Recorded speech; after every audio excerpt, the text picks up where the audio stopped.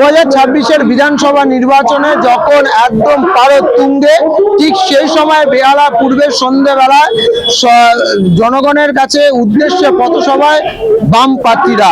আমার কাছে রয়েছে বেহালা পূর্বের বাম প্রার্থী নিলয় মজুমদার, ডক্টর নিলয় মজুমদার তিনি রয়েছেন।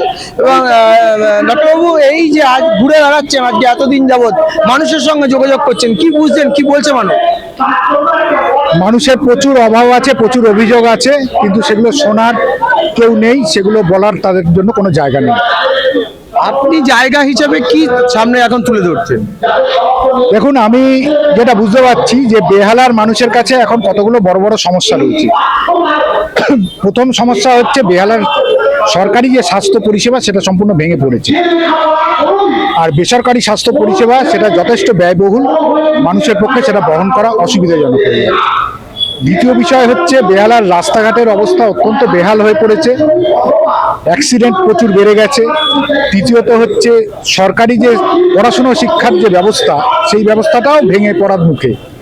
সরকারি স্কুলগুলো তার শিক্ষকের সংখ্যা কমে গেছে, ছাত্রের সংখ্যাও কমে আসছে, সরকারি স্কুলগুলো একের পর এক বন্ধ হয়ে যাচ্ছে, এটা একটা বড় সমস্যা হিসেবে দেখা যাচ্ছে।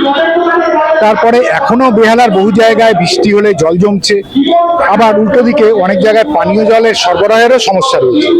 যেখানে জল জমছে সেখানে বর্ষায় জমা জলে ডেঙ্গু, ম্যালেরিয়ার মতো প্রাণঘাতী রোগগুলো হচ্ছে। তো এইগুলো হচ্ছে বড় বড় সমস্যা। এর বাইরে সারা পশ্চিমবঙ্গে যে সমস্যা আছে, সেই সমস্যাগুলো বেহালাতেও আছে। কারণ নগরীতে যদি আগুন লাগে তাহলে দেবালয় তার বাইরে থাকতে পারে না। তো এই রাজ্যে যেরকম মানুষের হাতে কাজ নেই, তো বেহালারও অল্প বয়স্ক ছেলে মেয়েদের হাতে চাকরি নেই। যারা অনেক বেশি পড়াশুনো শিখেছে তারা তো দেশে বিদেশে চাকরি করতে চলে যাচ্ছে, কিন্তু যারা কম বয়সী ছেলে মেয়ে, যারা অতটা পড়াশুনো এগিয়ে না, তারা সেভাবে চাকরি বাকরি বা কাজ পাচ্ছে না। তো এইগুলো বড় বড় সমস্যা। এর পাশাপাশি আরো কতগুলো সামাজিক সমস্যা আছে, যেমন পাড়ায় পাড়ায় মদ্যপান বা নেশার ব্যাপারটা বেড়ে গেছে, পাড়ায় পাড়ায় একটা বিশৃঙ্খলার পরিস্থিতি রয়েছে। মেয়েরা সন্ধ্যের পর রাস্তায় বেরোলে তারা একটা নিরাপত্তার অভাব বোধ করে। প্রচুর যে ক্লাবের মাঠগুলো ছিল সেগুলোর উপরে একটা দখলদারি শুরু হয়েছে, প্রচুর মাঠ দখল হয়ে যাচ্ছে, আশেপাশে প্রচুর ফ্ল্যাট উঠছে, জলা জমিগুলো ভরাট হয়ে যাচ্ছে। এই ধরনের একগাদা সমস্যা নিয়ে বেহালার মানুষ বসবাস করছে।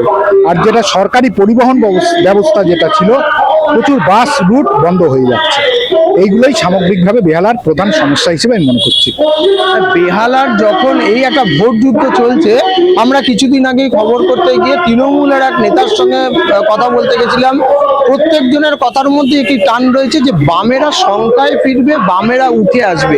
হঠাৎ করে আপনাদের উঠে আসার দিকে এদের এত মনোযোগ বৃদ্ধি এবং আপনাদের সংখ্যায় ফেরানোর যে চেষ্টা চলছে, সেই ব্যাপারটা কিরকম হয়?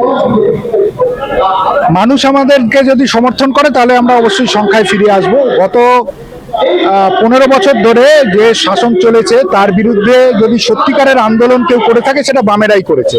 সেটা সারদা কেলেঙ্কারি বলুন, নারদের কেলেঙ্কারি বলুন, যে সরকারি যে শিক্ষা ব্যবস্থায় যে স্কুল শিক্ষকের যে চাকরি নিয়ে যে দুর্নীতিগুলো হয়েছে তার বিরুদ্ধে যেসব আন্দোলন হয়েছে, আরজি করের যে ঘটনা ঘটেছে তার বিরুদ্ধে যে আন্দোলন হয়েছে, তারপরে হচ্ছে রেশন দুর্নীতিতে যে আন্দোলন হয়েছে, প্রত্যেকটা আন্দোলন একমাত্র রাস্তায় ছিল, পথে ছিল বামপন্থীরাই।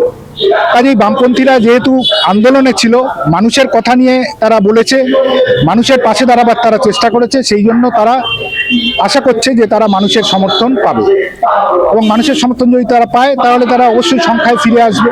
রাজনীতি হচ্ছে একটা চক্রাকারে আবর্তিত হয়, কেউ একবার সংখ্যায় অনেকটা এগিয়ে থাকে, তারপরে সে আবার সংখ্যায় নেমে আসে।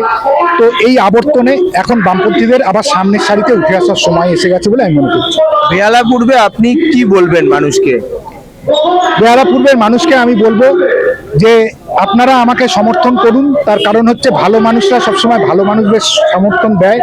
আমার কোনো বাইক বাহিনী নেই, আপনারাই আমার বাহিনী। আপনারা আমার পিছনে দাঁড়ান, আমি আপনাদের মুখে হাসি ফোটাবো।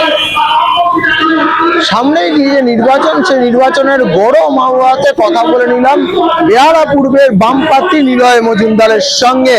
তার আশা যে মানুষ তাদের সঙ্গে থাকবে। 29 তারিখ সকাল সকাল মানুষের ভোট দিয়ে কতটা এনার পাশে থাকে সেই দিকেই দেখবো নজর। ক্যামেরায় রাজ বর্মনের সাথে Debarun Chakraborty report, vision plus news, Kolkata.